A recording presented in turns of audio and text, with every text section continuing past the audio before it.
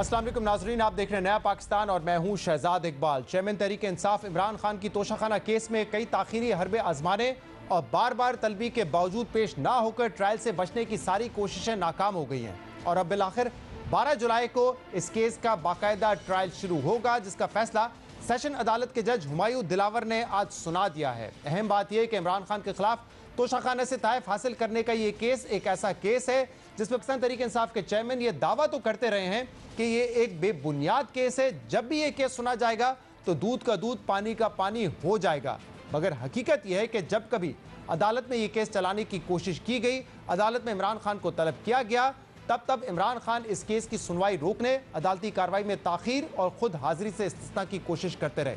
मगर आज सेशन जज हुमायूं दिलावर ने तोशाखाना केस 12 जुलाई को समाअत के लिए मुकर्रर कर दिया है और अब इस केस का बाकायदा ट्रायल शुरू होगा। अदालत ने इस हवाले से 12 जुलाई को गवाह को शहादत के लिए तलब भी कर लिया है। जज हुमायूं दिलावर के फैसले पर पाकिस्तान तहरीक इंसाफ के वकील गौहर अली ने अफसोस का इजहार करते हुए कहा है कि इस फैसले से कानून और इंसाफ का कत्ल किया गया है। हम इस फैसले के खिलाफ आला अदालत में जाएंगे। अब अहम बात यह है कि पाकिस्तान तहरीक इंसाफ के चेयरमैन के खिलाफ तोशाखाना का मामला 2021 में उस वक्त मंजर आम पर आया था जब साफी राना अबरार ने पाकिस्तान इंफॉर्मेशन कमीशन में यह दरख्वास्त दी थी कि इमरान खान को तोशाखाना से जो तोहफ़े मिले हैं उनकी तफसीलात दी जाए। मगर पाकिस्तान तहरीक इंसाफ हुकूमत इस दरख्वास्त के जवाब में अदालत चली गई और यह मौक़िफ़ अपनाया कि अगर हुकूमत ने यह तफसीलात जारी की तो दोस्त ममालिक से ताल्लुकात पर असर पड़ेगा।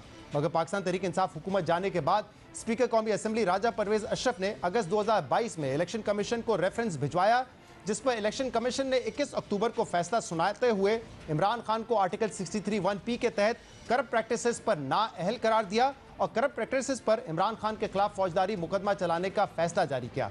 उसके बाद नवंबर में एडिशनल सेशन जज जफर इकबाल की अदालत में कार्रवाई का आगाज हुआ, मगर पाकिस्तान तहरीक इंसाफ चेयरमैन की जानिब से हाजिरी से इस्तिस्ना मांगते और समाअत मुलतवी करने की दरख्वास्तों का सिलसिला शुरू हुआ, जिसकी वजह से बार बार फर्द जुर्म की कार्रवाई मौखर होती रही। और जब 18 मार्च को इमरान खान फर्द जुर्म के लिए अदालत में पेश हुए तो वो पूरे जत्थे को अपने साथ लेकर गए। अदालत के बाहर शदीद हंगामा आराई हुई, जिसकी वजह से वो अदालत में दाखिल नहीं हो सके और गेट पर ही गाड़ी में उनसे हाजिरी वसूल की गई और फर्द जुर्म आयद ना हो सकी और केस काबिल समाअत है या नहीं इसकी तारीख दे दी गई थी। अहम बात यह है कि पाकिस्तान तहरीक इंसाफ के हामियों की जानिब से ये केस सुनने वाले जज जफर इकबाल के खिलाफ भी प्रोपेगेंडा किया गया। सोशल मीडिया पर उनकी और अहलिया की तस्वीर शेयर की गई, जिसके बाद इस मामले में फर्द जुर्म आयद करने की कार्रवाई कहीं पीछे रह गई और मामला कई दिनों तक लटक गया और फिर 27 अप्रैल को जज जफर इकबाल को तब्दील करके हुमायूं दिलावर को जज लगा दिया गया, जिन्होंने 10 मई को दौरान हिरासत इमरान खान पर फर्द जुर्म आयद की।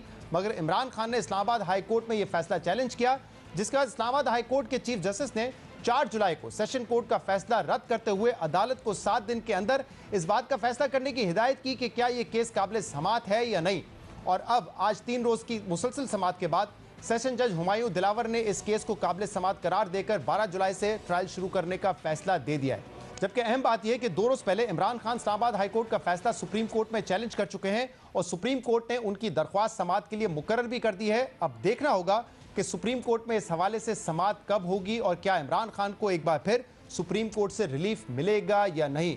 हम इन तमाम मामलों पर बात करेंगे, जिसके लिए तोशाखाना केस में इमरान खान के वकील बैरिस्टर गौहर अली साहब ने हमें ज्वाइन किया है। गौहर अली साहब, बहुत बहुत शुक्रिया वक्त देने के लिए। गौहर अली साहब, तोशाखाना का जो मामला है, इस्लामाबाद हाई कोर्ट ने 4-5 रोज पहले इसको सेशन कोर्ट में भेजा और कहा कि 7 दिन के अंदर आप फैसला करें कि क्या ये मामला काबिल समाअत है या नहीं। री एग्जामिनेशन के लिए भेजा गया था और आज सेशन कोर्ट ने यह फैसला किया है कि ये काबिल समाअत है और 12 जुलाई को उन्होंने समाअत मुकर्रर की है। गवाह के बयानात लिए जाएंगे। आपने इस हवाले से कहा कि अफसोसनाक है और इंसाफ और कानून का कत्ल है। क्या वजह है कि आपने ये स्टेटमेंट दिया? ये मामला हम देख रहे हैं कि सेशन कोर्ट में नवंबर से चल रहा है। इमरान खान ने बहुत दफ़ा इस्तिस्ना मांगी है, फर्द जुर्म आयद जिस वजह से नहीं हो सकी, अब फर्द जुर्म भी आयद हो गई है, काबिल समाअत भी करार दे दिया गया है। आपके क्या एतराज़ात हैं इस पर? देखिए, जहां तक इस बात का ताल्लुक है कि फर्द जुर्म आयद हुआ है तो फर्द जुर्म तो हम नहीं मानते, क्योंकि ये फर्द जुर्म जज साहब ने आलिज़ोन कर दिया था, कभी इसको रीड आउट नहीं किया था कोर्ट को, उसके हमारे सामने कभी रीड आउट नहीं किया था। इमरान खान साहब से इस पे दस्तखत नहीं लिए गए थे, ये वो पुलिस लाइन में था जो जज साहब ने खुद कर दिया था और इसी की बिना पे हमने जज साहब के खिलाफ दरखास्त सुप्रीम हाई कोर्ट में फाइल की है कि ये जज साहब हमारे केस की सुनवाई न करे और ये किसी और सेशन जज साहब के पास चला जाए। और वो मैटर भी इस्लामाबाद हाई कोर्ट में अभी तक ज़ेर इल्तिवा है। उस वक्त जिस वक्त 8 जून का 8 ये जिस वक्त टेकअप हुआ 12 मई को, तो 12 मई को हमें जिस केस में स्टे मिला था तो इस केस में भी स्टे मिलना था। चीफ जस्टिस साहब ने फरमाया था कि ये चूंकि सेम मैटर है ट्रांसफर वाला, इसलिए मैं एक साथ चलाऊंगा। अब सिर्फ ये कि जो अदालत के सामने हम पेश हो गए थे तो हाई कोर्ट ने जरूर ये ऑर्डर किया है एंड विदाउट प्रेजुडिस कि हमारी उस हाई कोर्ट की ऑर्डर पे क्या रिजर्वेशन है। हाई कोर्ट ने ये जरूर कहा था कि आप इसका फैसला करें विद इन 7 डेज। अब ये केस ऑलरेडी फिक्स था 8 तारीख के लिए। जज साहब ने इसको पहले करके 5 तारीख ऑर्डर कर लिया, 6 और 7, आज तीसरा दिन है उनको की हियरिंग की। मैंने उनसे सिर्फ इतनी वो रिक्वेस्ट की कि योर ऑनर आपको हमें पहले सुनना चाहिए। उसकी रीजन यही है कि हमारी रिवीजन हाई कोर्ट ने अलाउ की और आपके सामने इसको रिमांड कर दिया और आपके ऑर्डर के बारे में हाई कोर्ट की ऑब्जर्वेशन ये कि आपने हमारी जो सबमिशन है उसको सही सुना नहीं है और उस पर सही फैसला नहीं किया, लिहाजा पहले तो हमें सुने। लेकिन अगर आपने हमें नहीं सुना और आपने इलेक्शन कमीशन को सुनाए तो फिर एटलीस्ट हमारा राइट ऑफ रिबटल है। अभी आपके पास 4 दिन और है, आपने इसका फैसला करना है 12 तारीख को, लिहाजा मेहरबानी। लेकिन अभी जो 3 दिन से समाअत जारी थी उसमें आप लोग बार बार ये दरख्वास्त कर रहे थे कि इसको मुलतवी किया जाए, आपकी ख्वाहिश थी 12 तारीख तक मुलतवी हो जाए, जबकि हाई कोर्ट ने 7 दिन दिए हुए हैं। तो क्या वजह है कि ख्वाजा हारिस साहब भी नहीं पेश हो रहे थे, इमरान खान साहब भी नहीं पेश हो रहे थे? जो भी आपका रिबटल है वो आप दे देते इन 2-3 दिनों में। जहां तक इमरान खान साहब के पेश होने का ताल्लुक है तो वो तो ऑलरेडी नोटिफिकेशन के हिसाब से इमरान खान साहब एफएड कचहरी में नहीं पेश होते, तो वो तो कोर्ट ने हमें इस्तिस्ना दिया हुआ, उसका इश्यू नहीं था।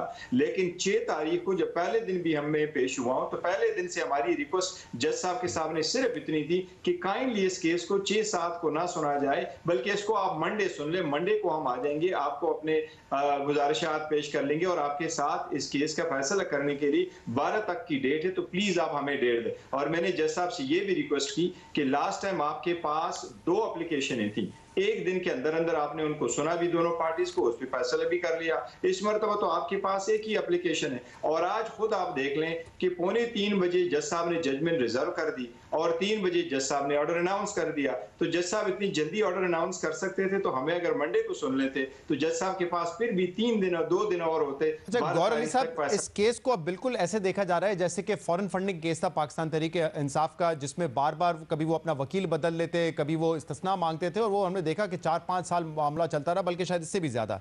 अब ये ऐसा मामला है जब तहरीक इंसाफ की हुकूमत थी तब ये सामने आया, राइट ऑफ इंफॉर्मेशन के तहत डिटेल्स मांगी गई, तहरीक इंसाफ हाई कोर्ट में चली गई कि ये तो हमारे दोस्त ममालिक से ताल्लुकात खराब हो जाएंगे, इंफॉर्मेशन कॉन्फिडेंशियल हम नहीं दे सकते। फिर जब हुकूमत चली गई उसके बाद इलेक्शन कमीशन ऑफ पाकिस्तान ने उनको डी-सीट किया, कहा कि फौजदारी का मुकदमा इनके खिलाफ कायम किया जाए। अब नवंबर से ये मामला चल रहा है और नवंबर से आज तक जितनी भी हेयरिंग हुई है, मुतअद्दिद हेयरिंग्स हुई हैं, इमरान खान साहब उसमें 2 दफा सिर्फ पेश हुए हैं और इस वजह से फर्द जुर्म भी आयद नहीं हो पा रही थी। तो बार बार आप लोग तारीखी हरबे इस्तेमाल कर रहे हैं, जबकि इमरान खान इस केस के हवाले से कहते थे कि ये तो बेबुनियाद केस है, जिस दिन इसका ट्रायल शुरू हुआ ये केस तो बाहर उठा के फेंक दिया जाएगा। तो अगर इतने कॉन्फिडेंट है कि इस केस में कोई मेरिट ही नहीं है तो फिर केस लड़ें, बजाय इसके कि टेक्निकल बुनियाद पे आप लोग इस्तिस्ना मांगते रहें।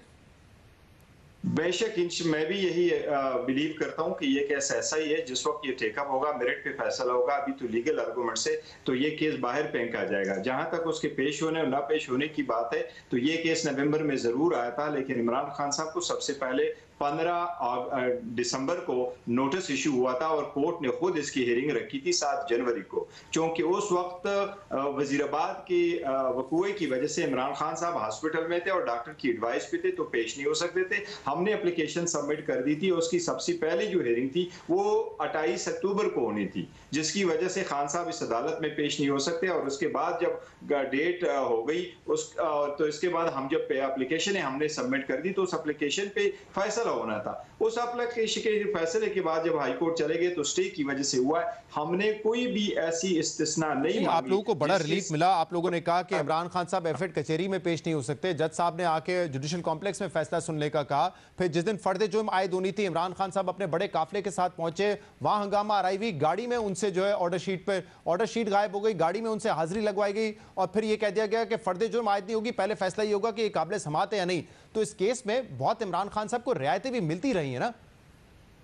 नहीं, ऐसी बात नहीं है शहजाद साहब। चोरी जो गायब होने वाली बात है वो तो बात ही कुछ और थी। वो फाइल भी मेरे साथ थी, वो कौन से लोग गायब कर चुके थे वो भी आपके नोटिस में। लेकिन ये मैं जरूर कहूँ, ये ये हर बंदे का, हर अक्यूज का एक राइट है कि पहले जब कंप्लेंट आ जाए वो आईनी कानूनी हक रखता है कि कहे कि उसके खिलाफ ये कंप्लेंट चल सकती है कि नहीं। हमने दोनों एप्लीकेशनें गुजारी दी और यही तो रीजन है कि हाई कोर्ट ने टू द सम एक्सटेंट हमारी इस वर्जन को एक्सेप्ट के नीचे भेजा कि ये मैटर जरूरी है और कोर्ट उसको दोबारा। तो गौहर अली साहब, अब ये बताइएगा कि अब इस ये 12 तारीख को केस फिक्स हो चुका है।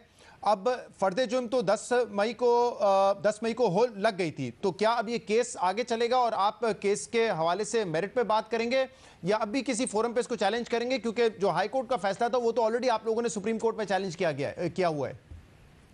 जी, जो सुप्रीम कोर्ट में हम चैलेंज कर चुके थे, जिसकी लाइट में ये ऑर्डर नीचे आया तो ऑब्वियसली वो तो हमारा वो करेगा और हमें उम्मीद है सुप्रीम कोर्ट उसको मंडे या ट्यूसडे को सुनेगा, और अगर सुनेगा तो ये ऑर्डर भी उसके साथ खत्म होगा। लेकिन जहां मौजूदा ऑर्डर का ताल्लुक है, जिस जज के खिलाफ आप एप्लीकेशन दे दे कि ये जज मेरा केस नहीं सुन सकता, उसको चाहिए कि खुद अपने आप को रिक्यूज करे। तो मैं समझता हूँ आईनी कानूनी तौर पर ये ऑर्डर सस्टेनेबल नहीं है। आल्दो हम इसको चैलेंज कर सकते हैं दोबारा हाई कोर्ट में, लेकिन जो पहले से हमारी एप्लीकेशन पेंडिंग थी जिसमें चीफ जस्टिस का अपना ही कहना यही था ओपन कोर्ट में। मैं आता हूँ जरा इस पे रिक्यूज वाले मामले पे, लेकिन जज हुमायूं दिलावर साहब से क्या इशू है एग्जैक्टली? क्योंकि इससे पहले जफर इकबाल साहब थे जिनको हटा दिया गया, लेकिन उनके हवाले से भी हमने देखा सोशल मीडिया पे उनका नाम लिया गया, उनकी तस्वीर, उनकी फैमिली की तस्वीर जो है वो लगाकर प्रोपेगेंडा किया गया, जिसके बाद उन्होंने फर्द जुर्म आयद करनी थी और फर्द जुर्म पीछे रह गई और उन्होंने कहा कि केस मेरिट पे सुना, क्या केस काबिल समाअत भी है या नहीं, उस पर पहले हम फैसला करेंगे।